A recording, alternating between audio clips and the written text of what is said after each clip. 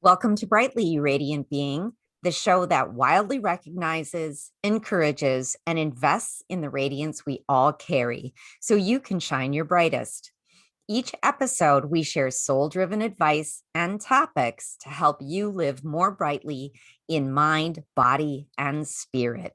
Through sharing our experiences, friendship, and passions, we hope to impact you to step more brightly into yourself, inch by inch. Hi, Amy. Hi, Tracy. Today is definitely an inch by inch kind of day for me. Today is an inch by inch day for me as well. I think we both were like, I feel like we saw each other and went, I see you. My Yes. inch by inch sees your inch by inch. And that's, what's that saying? There will be years that ask questions and years that'll answer, or days or whatever. And today was definitely, I know I'm not doing it kind of a day. Today is a neither asking nor answering. This is a bit of a heel in the mud and just being okay with it. Which I think it's kind of funny. Well, it's very funny, I think, that today we're doing the episode on self-love and yet you so wonderfully reminded me you can have a bad day and still have self-love. Oh yeah, I'm still great. I'm still wonderful. I'm just not engaging in any goals or extracurriculars today. I mean, outside of recording a podcast. People keep reminding me when I'm like, I don't have hobbies. They're like, you have a podcast. Oh yeah, that's right. Every week I do something for that. It's more of a calling than a hobby, but okay. I think it's in a couple different buckets, don't Yeah. you? Yeah. Yes, it's like my creative outlet. It's a hobby. It's what is going to create a wonderful dynasty for us. I hope so. I love that. A dynasty. I was hoping for an empire, but dynasty sounds better. Yeah, I don't know. That's the only word that came to me. So just kind of to kick us off, I was thinking about the episode 34, the dreams episode, when I asked, what's your relationship with your big dream? And so along with that, asking you what your relationship is with that, I want to ask the listener, what's your relationship with yourself? Ooh. Because I don't think we think about having a relationship with ourselves. And how many people don't? Right. None, right? It's sort of like you just let life fly by. You just live your days and you don't really think about that. So, and when you don't think about it, when you're not aware of it, and especially if you're not intentional with it, you tend to put yourself last and depend on other people to have relationships with you. And then when those don't go how you need or how you want, life just feels less fulfilling, right? mm-hmm. And so I would say too, life feels less fulfilling and you don't know why, right?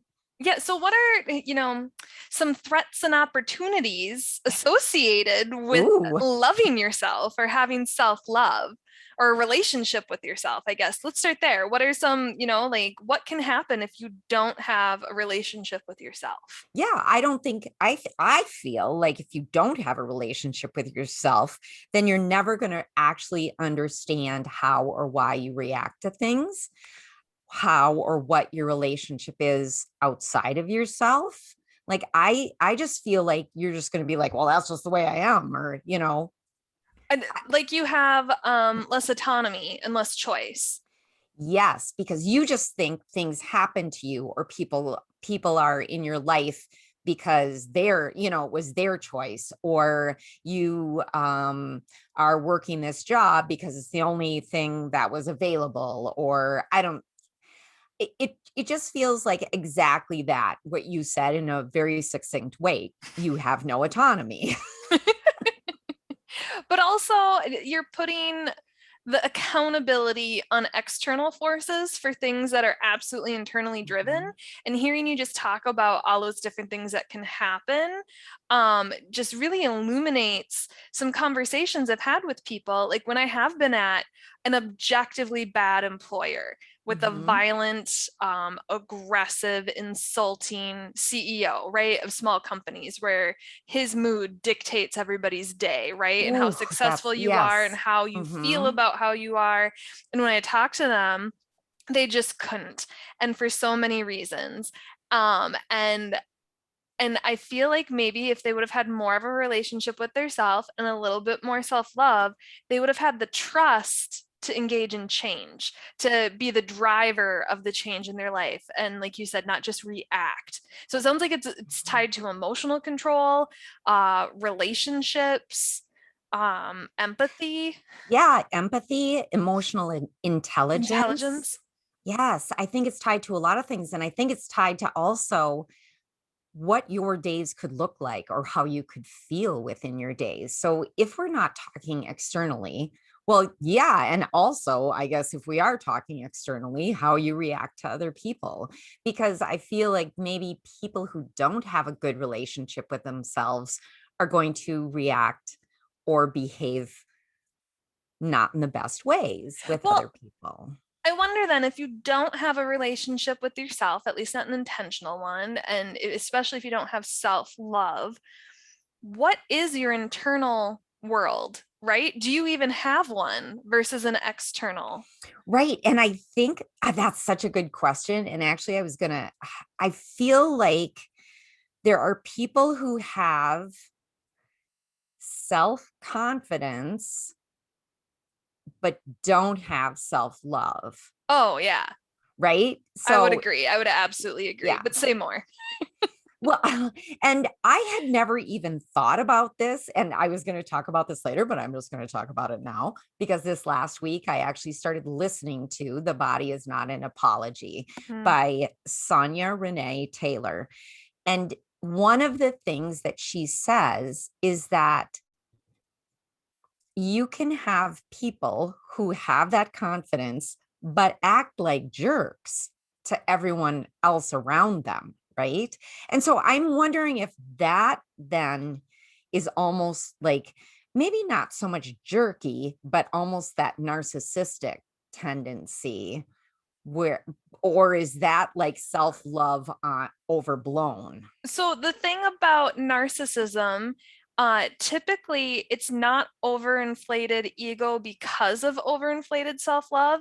It's the other end of the spectrum. Narcissism is caused by a pervasive lack of self-love, and it's putting on this front and as an offense and a defense that you are amazing. They can't take criticism. They especially they're nothing but self-criticism. Typically in their internal world is not I am great, I am amazing. Okay. And so how they present on the external world is just so crazy to see then, right? And because you would think it would be a huge ego, you would think it would be like confidence to me is a trust in your ability to do something. You don't Mhm. have to love yourself to think you can do things well. Right. Right.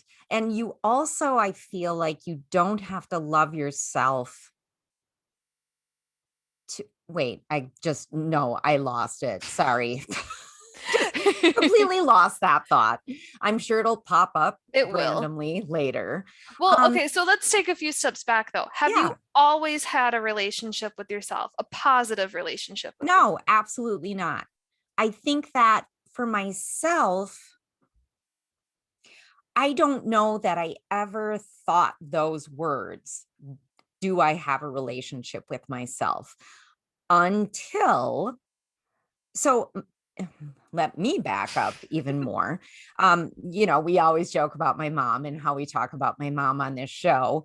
And the first book that my mom wrote was I Don't Want Much from Life. I Want More. And she wrote it in, I think it was 1977 that she wrote it from a basically, it's from a female perspective and it's for confidence and, Ambition. ambition and goals and affirmations and things like that for women.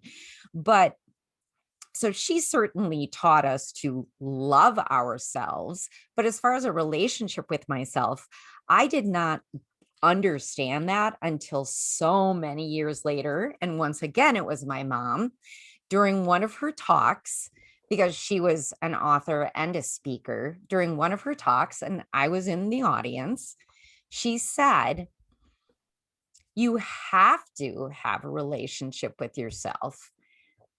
And this is why." And then she literally, and this is hers, these are her words: "You will never leave you. You will never divorce you. You will never die on you. Be your own best friend. Love, honor, and cherish yourself." And literally, like, you could see the women in the audience just go, like, "Oh my gosh, I never thought of it that way."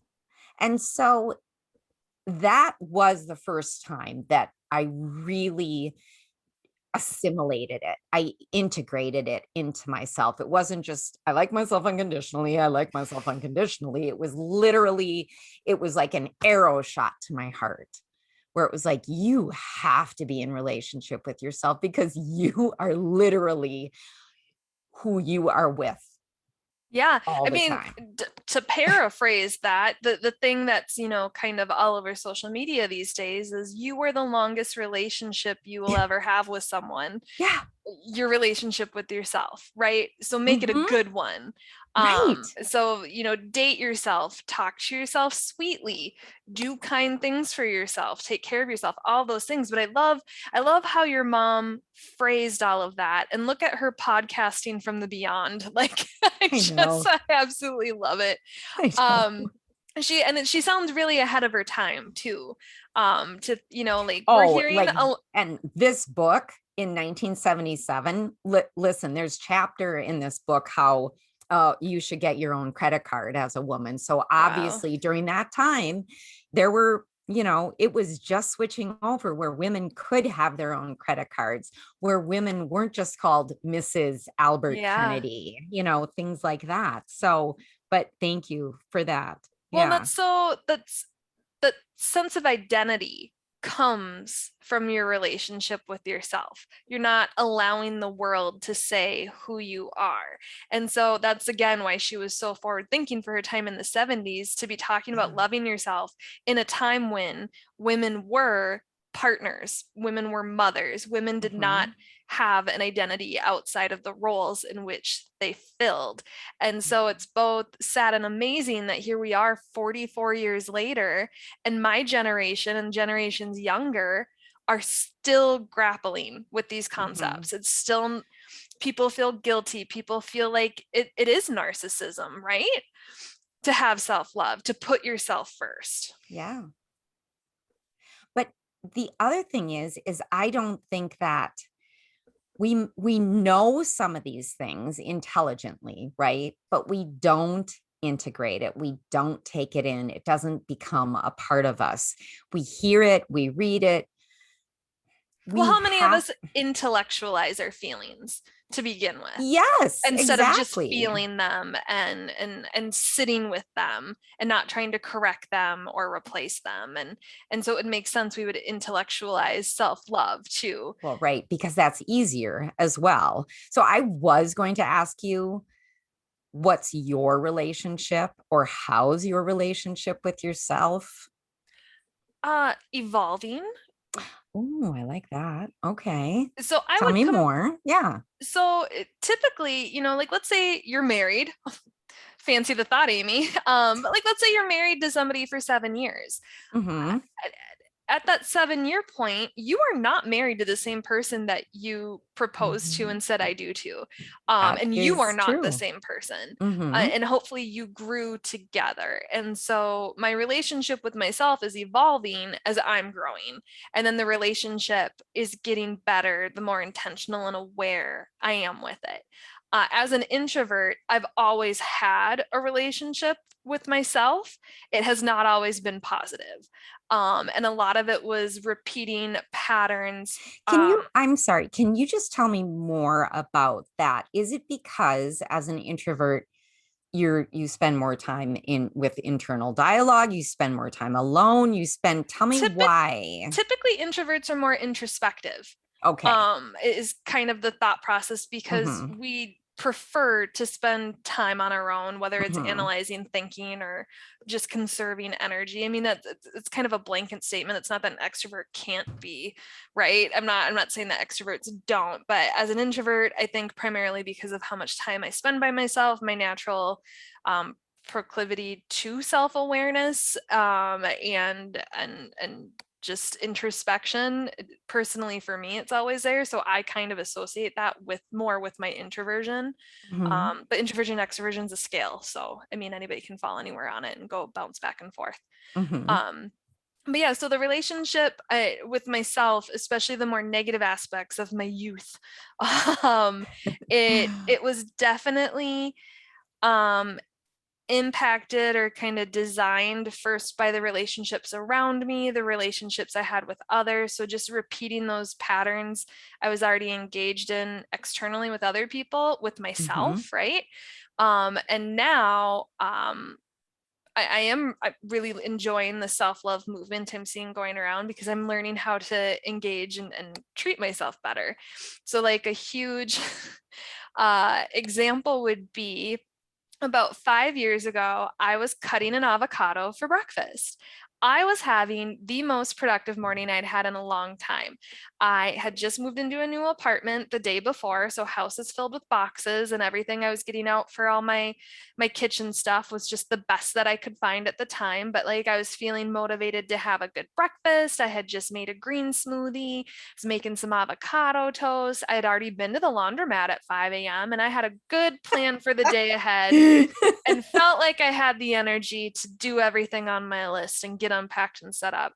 And then cutting the avocado like I'm on the Food Network or some sort of fancy chef. I was holding the avocado in my left hand, and I went to pit it with a knife with my right hand, and the avocado was much softer than I thought. And the pit jumped out. I could have just squeezed it out, and the knife went directly into my hand.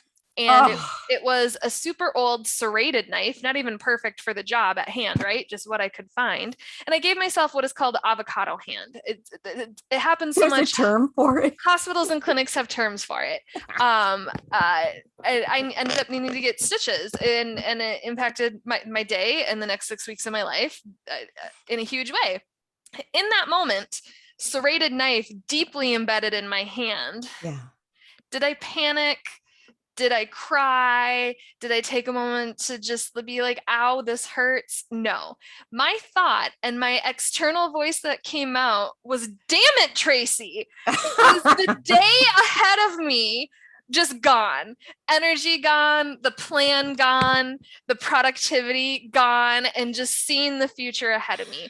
It wasn't until I finished cleaning up, found makeshift first aid, um, and did not have a task in front of me when I went into shock. And my blood pressure dropped, Yeah. and I sank to the ground and realized how bad it was that I couldn't feel two of my fingers, that I then had to acknowledge the severity of the situation. And because I drive a stick shift, I didn't feel comfortable driving myself to the clinic. And instead of just being like, oh, I'm going to reach out to the people who love and care for me and who I know, and like taking care of myself that way, I then had a little mini episode before I even reached out to anybody about how the only people I can call right now are my parents, and how at 32 years old, how sad that is. So I had a little mini pity party that I didn't feel like I had anybody. Whereas most people, I'm incredibly blessed and lucky to Exactly. have parents that are living, people who still care for me, people who will drop things and live close enough to me to bring me to the clinic. My Yes. mom spent the entire day, like they skipped church. My mom came and got me. She brought me to the clinic. She had all sorts of love for me. And I was just like sulking and mad at myself the entire time. And then instead of like showing myself grace and love and like taking it easy, I had a hell of a time living with one hand for 6 weeks because I couldn't get stitches wet. I You couldn't know wash what's my so hair. interesting about that is sometimes we want to punish ourselves or the Yes. circumstance or whatever it is to such an extent that we actually create a worse state of being for ourselves. And that's absolutely where I was. Now, flash forward 5 years, and I now just recently had back surgery, and I've been so incredibly kind to myself, impatient at how long this takes and what I haven't been Yeah. able to do. But just like, wow, like even just today, I was like, wow, you only took 4 days off of work, like, and then went back to work and providing for yourself. That's amazing. Yeah. It's a travesty on the, representation of the capitalistic society. But like, I was just like, good job. And like, instead of being hard on myself for the cleaning and the yard work and all the stuff that I haven't been able to do, I've just been like, wow, look at what you have done, right? Whereas like Mm-hmm. 5 years ago, I would have just been so negative and just in this angry little bubble and just mad at myself. And now I'm Yeah. just like, wow, good job, Tracy. And like, I heard a gentleman on TikTok during, I got really into TikTok during the pandemic. And he said that every day he records himself telling himself, I love you. So every day while in the parking lot Oh. walking into work, he would take a moment to tell himself that he loved himself. And so now I do that every night when I go to bed, and I say it out loud. You have to say it out loud. You can't just say it in Mm-hmm. your head. But I'll say, good job. You did a good job today, Tracy. I love you. Like, and just, yeah, it's made a world of difference. And then even when I remember to do it, there's a Kundalini hummy hum brum hum, and you touch your head and it's essentially blessing yourself. And I just Mm-hmm. say recommend, like, even if you can't do the entire meditation or kriya, mudra, all the different pieces of it, like even if you just wake up and just do that just in the morning, it makes a difference. And I'm just think what a beautiful way to start the day is just, I bless myself. That I am blown away. I just love that at night it's like good job, Tracy. You did great today. I love you. And then in the morning, just giving yourself a blessing. I think that is lovely. I feel as if I need to um not sit on my laurels, so to speak, because it feels as if I'm no longer doing things intentionally that Mm, show my love for myself or being in relationship to myself because this is the thing that I love about doing this podcast is that it really shines a light on things for us, for me, when I'm like, oh, hey, you know what? You actually need to get better at this because you have possibly intellectualized it again and have not need to reintegrate it. Um, it's one of those things that it's really easy, like how we started. Just because I'm having a bad day doesn't mean I hate myself, right? right. And so it's Mm-hmm. really easy to let those really intentional things go, Mm-hmm. kind of like with a regular relationship, right? Like you get lazy or it's implied. And so I definitely, there's some nights I don't do it, some nights I just fall asleep, right? But it's But you don't beat especially, yourself up the next no. morning. Yeah. And I usually don't even notice, but I make it a point, like let's say I am having a hard night, or let's say I Mhm. did have a hard day. I'm not a ruminator, but sometimes just like if it's not one of those nights where you're just falling asleep, right?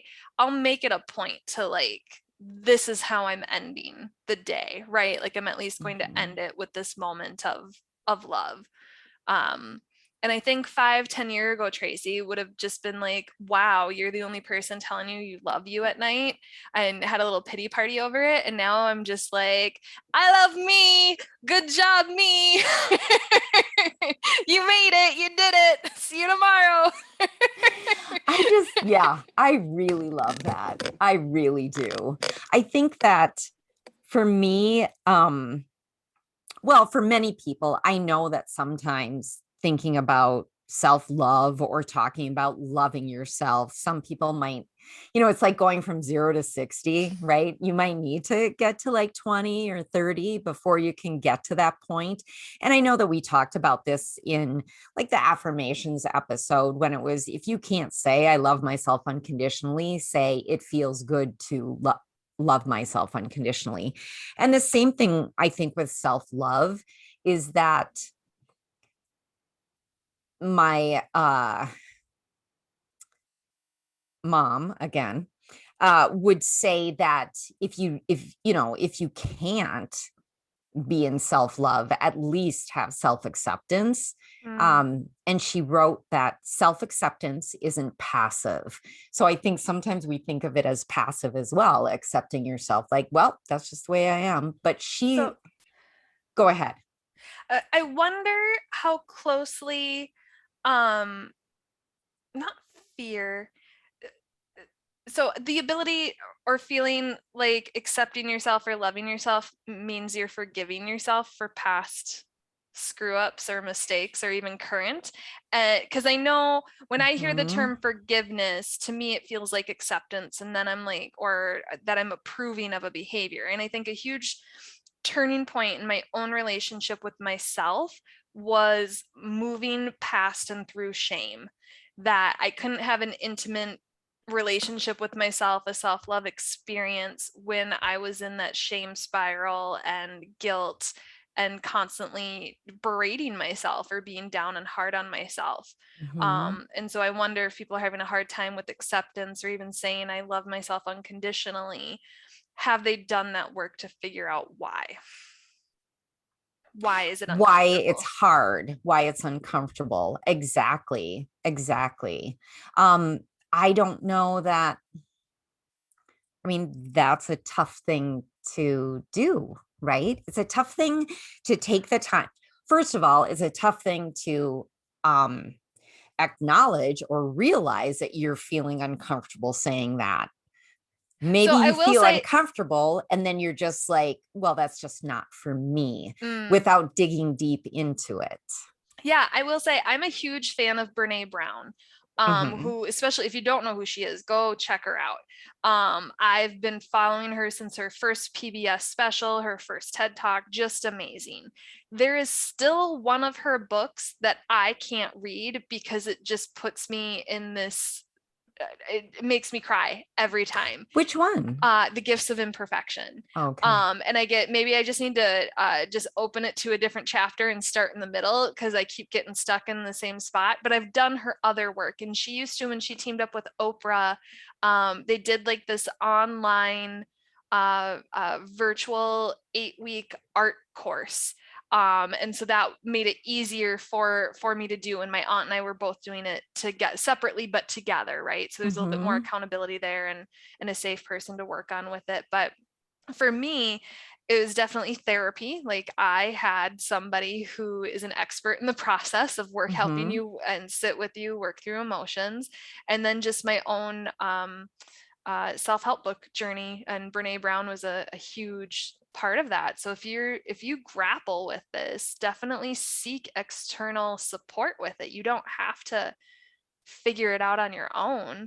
Well, and I would say too that it's pretty brilliant to tie art into it, because I mean, that is a therapy, right? Mm-hmm. And so often when you combine two different things, it becomes easier to look at those tough things, or to um, bring those tough things out in a different way. Instead of verbalizing them, you paint it on the page, or Yeah. um, So we've talked about, in doing your shadow work, kind of reparenting or resupporting, mhm. child you, at a certain age or whatever comes up.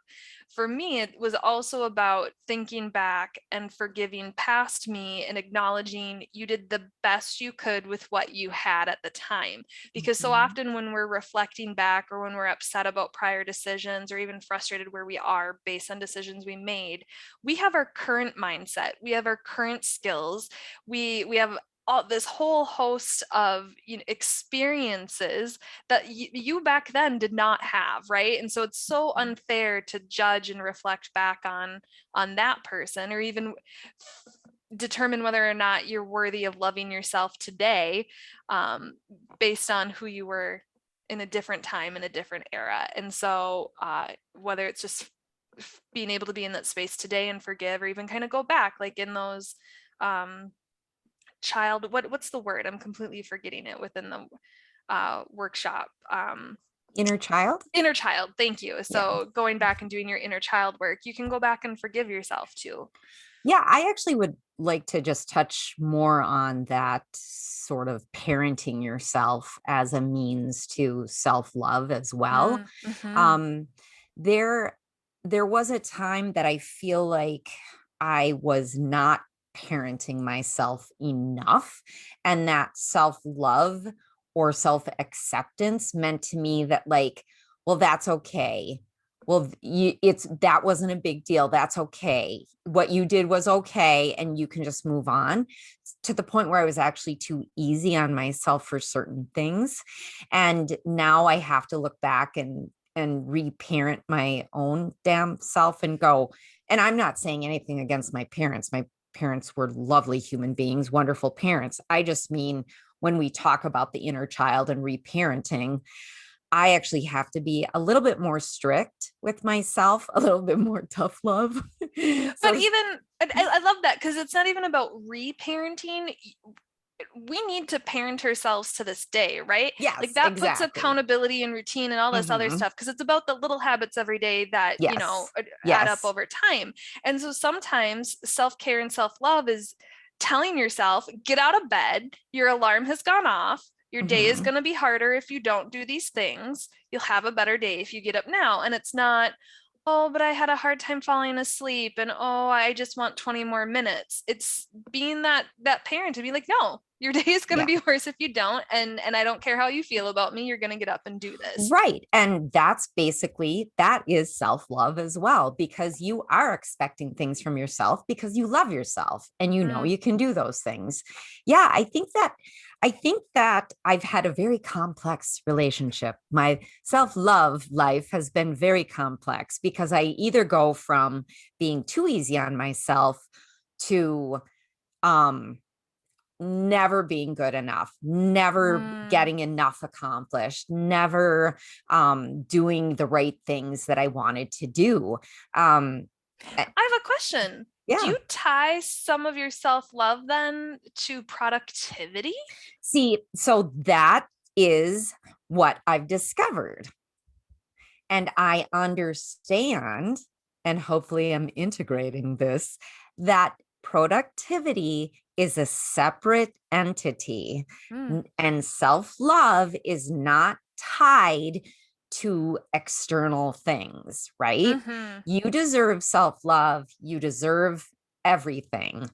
Um, I so, recently yes, I yeah tied it to productivity, so much of it. I recently heard, and I'm pretty sure I shared the video with you, but John and Hank Green on their Vlog Brothers, John shared something Hank taught him, and it's your own joy can be your productivity. And I I love love it. that, because Yes. that you're not completely having to reframe who we are in society, right? That getting things done, checking stuff off of lists, Yeah. having something in front of you that you can be proud of, right? And Hmm. instead, like, just joy to me is self love. Allowing yourself to feel joy is a form of self love. And to now view that as, I was productive today because I felt joy, or because I Yes. created Yes. joy, I lived in joy. It's just so beautiful. That, yeah, I think I need to make myself like the biggest poster ever of that, because I think that I not only present to the outside world as someone who probably, you know, is like on the right path of doing Mm, things and probably has self-confidence and probably loves herself and all those things. And at the same time, am internally struggling with so many weird little rules that I have set up for myself that like all of a sudden right now I feel like I'm going to cry. It's like, where is this coming from? I'm not kidding. This is just Let so it out. weird. Well, I think just saying it, I think I did, but it is really weird. And when I was listening, so like I said, I just started listening to The Body Is Not an Apology. And one of the things that she talks about is that, self-esteem and self-confidence and self-acceptance, yes, those things are all good. But like we talked about before, you can have self-confidence and not self-love. And if you don't have self-love, you're going to exude something other than love to other people. Well, and you're going to accept less than from other Yes. people. And one of her things is that, yeah, self-acceptance, that's great, but we deserve everything. Like we deserve to not only have self-love, but to be self-love. Mm. And calls it radical self-love. And I think for me, when I was hearing her talk, it was like, oh, expletive.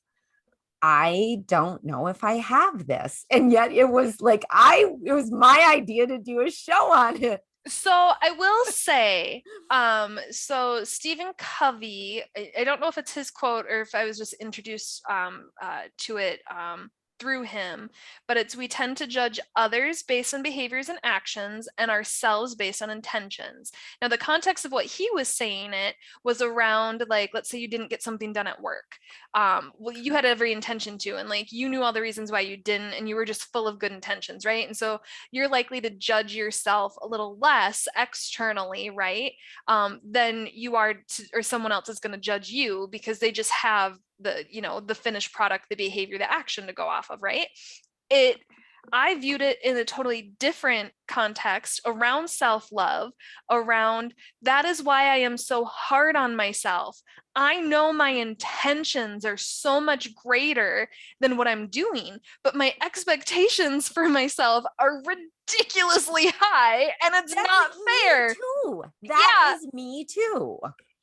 And we even talk about it with this show that, for a little while I didn't market it a whole lot, and I was definitely worried about even marketing it beyond the people we know, right? Like at first I was a little trepidatious just in my inner circle because it was ours, and then even externally I was just like, it wasn't that I wasn't proud of it, it wasn't that we don't work hard on it, I just know I could do more, right? And it's such a ridiculous concept because we are doing great, we do have listeners, we get feedback, we enjoy what we do, right? But I'm judging myself on this like undefined expectation of wanting to be amazing. Yes. And that's part of it, Tracy. It's not even this.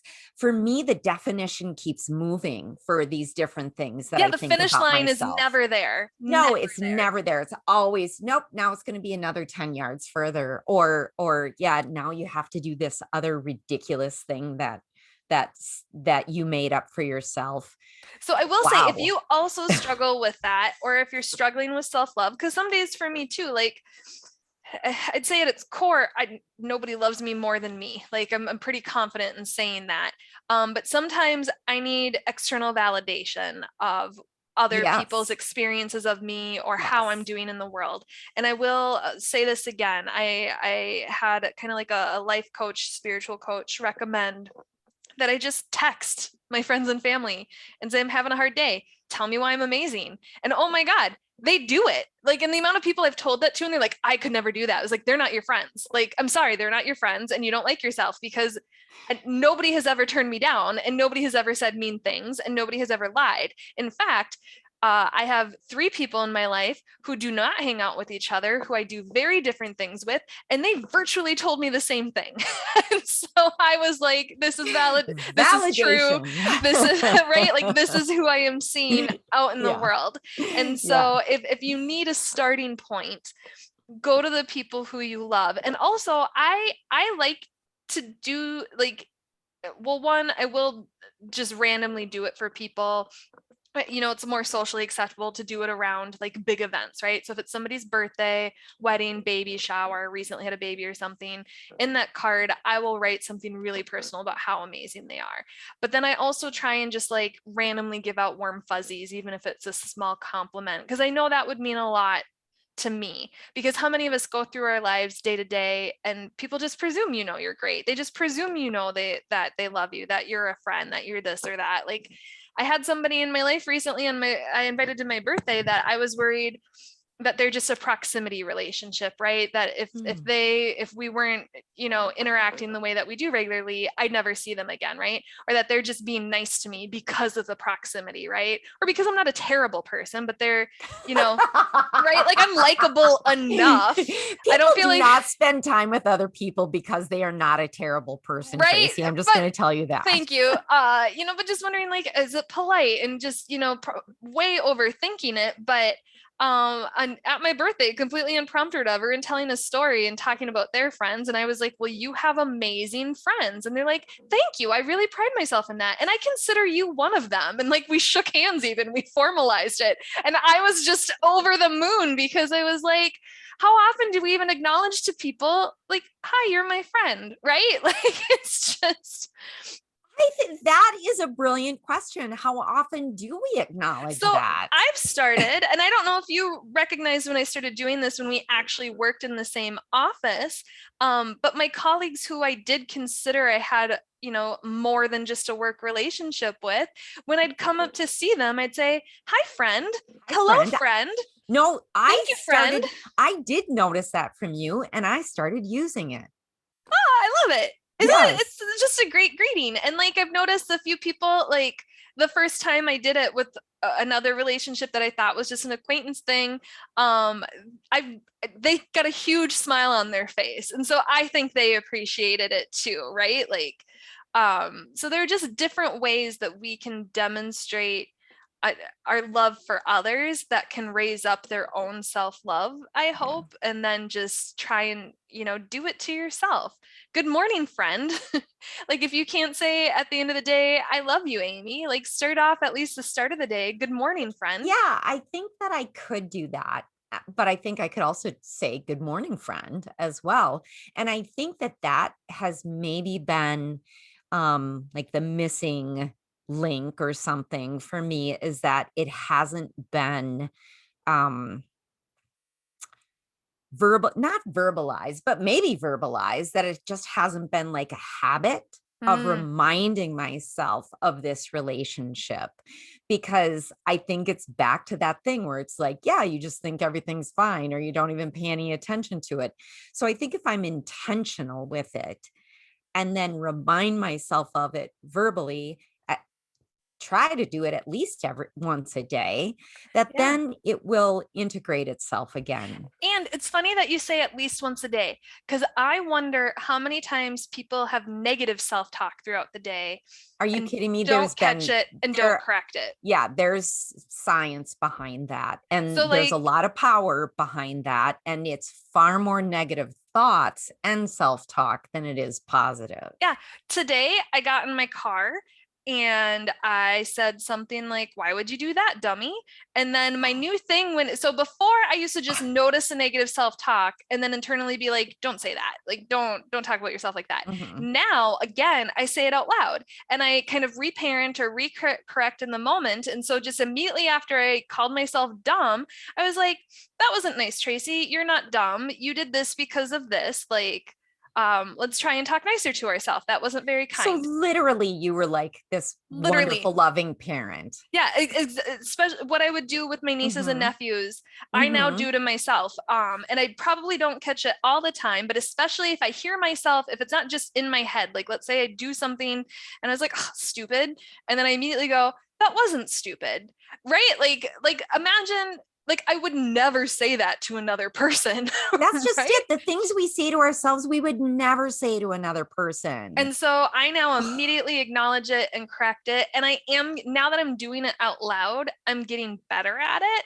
And then I'm even moving more towards like, oh, hey, good job.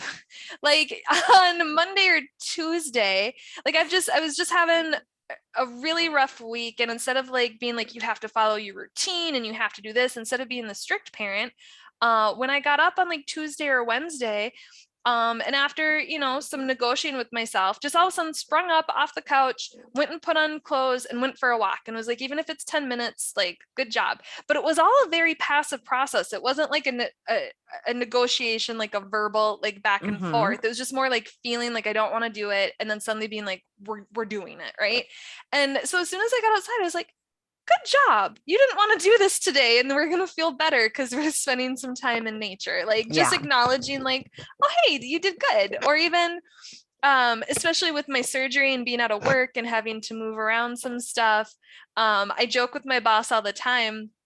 In our one-on-ones, I was like, oh, I was all prepared to tell you I wasn't prepared for this, but like, past Tracy, she came through. I love you, past Tracy. You did this before we took time off. It is here. It is ready. I have no recollection of it. Let's learn about it together. But just like being like, oh, good job.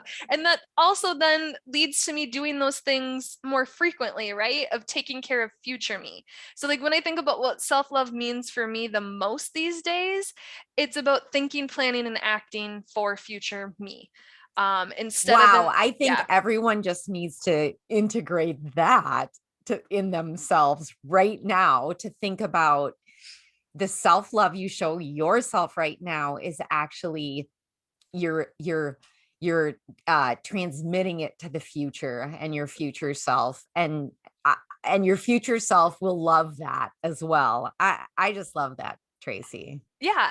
So I think I mentioned before, forgiving past and present me. Uh, but then, like you said earlier, it's about accepting and liking who I am and what I look like, not reacting when others don't, Mhm. and not projecting onto others what they must think about me. I think that's so Oh, often what I've that's done in the past. yep. Well, that's yeah, that I feel like that is another typical thing that we do as human beings, is projecting to others what we think about ourselves, and we assume that that's what they think about us or how they see us. And you don't know. You have Mm-mm. no idea. It's usually far more positive than you think. Because to your Yes. point, like, nobody's out there manipulating you into thinking they like you on a regular basis. Do some people do it? Are there bad actors? Yes. Are my neighbors? No. No. Like, I Right. also have to remind myself, like, they don't engage at all with the neighbors on the other side of them. And so they're not pretending they like me. They don't even bother to be cordial to them. So it's safe to assume they like me as a person. So yeah, there's still self-doubt with it and things like that. But I one of my favorite quotes that I think got me through the hardest parts is, you can't hate yourself into happiness. Yeah. And so even if you don't have self-love, making sure you don't have self-hate, I feel like, is a good starting point too. Mhm. Because you're it. Yeah. Yeah. I think some of it too is and I know we talked about this just a little tiny bit, is a little bit of self-care, to remember that you do always need some self-care. Mm, And that whole thing with putting your own oxygen mask on first before you can help anyone else. So especially, if you're a human being and you have relationships, like, you really do need to have that self-love before you can just sort of shine that out to other people or help them have self-love, especially and if you have younger folk in your yeah. life. And some of that is setting boundaries. A lot of that is saying Mhm. no. A lot of it is not overextending yourself. A lot of it is Mhm. not giving unto others and hope they do the same for you. Oh no, no, no. Yeah, if you're going to give freely, not with any expectation or hope of Yeah, anything in it shouldn't return. put you at a deficit. No, right. And self-care, definitely acknowledge when you need a break, when you need a treat, when you need a reward, a massage, a day to yourself, anything like that. But self-care, and self-love is largely doing the things that will make you feel better, which Mhm. is not having a Netflix binge 6 out of 7 nights, right? No, that's that Occasionally, thing that I like to call not self-care, but self-despair. yeah. So, Sometimes yeah. you do need it. Take a Yeah. day. But know when to stop and know when Yeah. it's a detriment. Yeah. And then I like that you were saying, put your own oxygen mask on first, but also if you believe at all in the five love languages, which I know the author is a little suspect these days, but the concept is itself, apply that to yourself.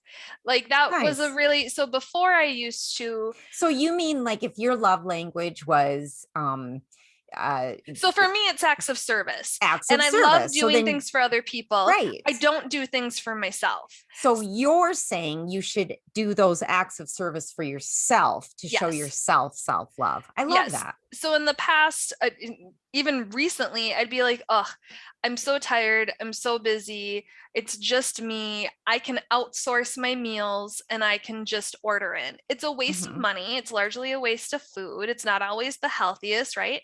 I love to cook. I primarily cook for other people. I'm now Mm-hmm. going to apply, like, I put so much love and care and attention and selection into the planning and all that of doing stuff for other people. We're going to do it for me. Like, yes, I am the one that's putting the energy in Yeah. it towards myself, but I'm also going to get that reward, right? So, Well, and you know what else? That reward extends to future Tracy as well. Not exactly. only monetarily, but because you did do an act of service, it'll feel better. And plus, it's healthy and it'll just feel good. And like you said, you actually do love to cook. So So, you've been instrumental in that for me because it's helping. Some of the ways that you talk about tasks has helped me reframe the work to be done, right? So in the hmm, past, I viewed like, oh, I'm not going to do this because I need a break, right? Like I'm not going to clean my house, I'm not going to do this, but then it makes your work week harder if you didn't do laundry, right? mhm. And so for me, just like working out and cleaning my home, I'm now blessing my home, right? Working out isn't even when I do enjoy it, sometimes you just don't want to do it, right? Like, and it's about that future you. It's about how my body will feel. You're the one who taught me. It is self-care. It is self-love to go and move my body. Amanda Klutz has always said she's now on Dancing with the Stars, but and the talk. Oh, But funny. I first found her through Instagram and Broadway. But she talks about how I don't have to move my body; I get to move my body. Yeah. And especially the recent thing with my back has just shown me how much reframing the things in Yeah. your life you have to do and how you talk about yourself and view yourself, how integral it is to being Hmm. able to love yourself and demonstrate that love to you. Yeah. I love that. Thank you. Thank I'm going to you. go to the universe. Ooh. Do they love us? They do love us. So, I asked the universe, what does everyone need to know? What do we need to know about self love? What does the collective need to know about self love, self love, self love? I got this Six of Cups. So, Aw. yeah. And so I'm of kind of two different minds with the Six of Cups. There's one part of it because it's definitely one child giving a cup filled with flowers to another.